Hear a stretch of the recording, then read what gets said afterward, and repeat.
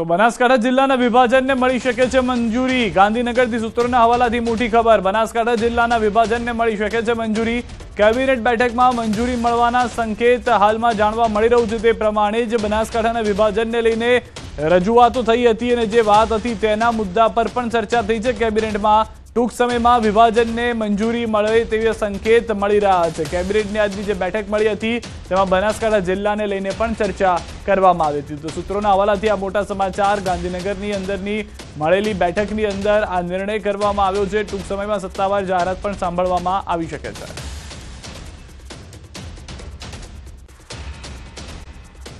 હળવા પૂરની આશંકા છે। 9 જિલ્લામાં પૂરની સંભાવના છે। હવામાન વિભાગે જાણકારી આપી છે। ભરૂચ, છોટાઉદેપુરમાં પૂરની સંભાવના વ્યક્ત કરવામાં આવી રહી હોવાની પણ જાણકારી મળી રહી છે। આપને જણાવી દઈએ કે જે રીતનું વરસાદની પરિસ્થિતિ છે, નર્મદા, સુરત, તાપીમાં પણ પૂરની સંભાવના, વડોદરામાં પણ હળવા પૂરની સંભાવના છે। અમરેલી, ભાવનગર, સુરેન્દ્રનગરમાં પણ પૂર સંભવ છે।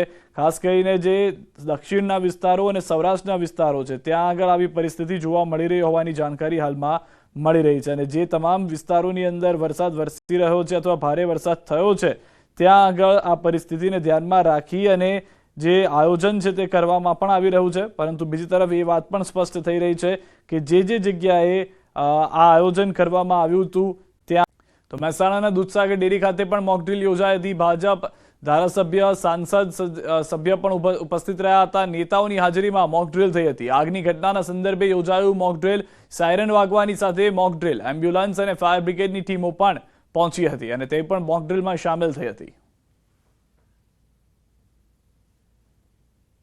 દૂધસાગર ડેરી ખાતે હાલમાં મોક ડ્રીલ યોજવામાં આવી રહી છે। તમે જોઈ શકો છો અહીંયા આગ લાગી છે અને તે પ્રમાણે જે ફાયર ફાઈટરની ટીમ છે ઘટના સ્થળે પહોંચી છે, એમ્બ્યુલન્સ પહોંચી છે, જે લોકો હોય છે તેને સારવાર આપવામાં આવી રહી છે। સમગ્ર મોક ડ્રીલનું આયોજન હાલ વહીવટી તંત્ર દ્વારા કરવામાં આવી રહ્યું છે। તો જો આગામી દિવસોમાં આવી કોઈ ઘટના બને તો કઈ રીતે તેને પહોંચી વળાય તે રીતે આજે સમગ્ર મોક ડ્રીલનું જે આયોજન કરવામાં આવ્યું છે।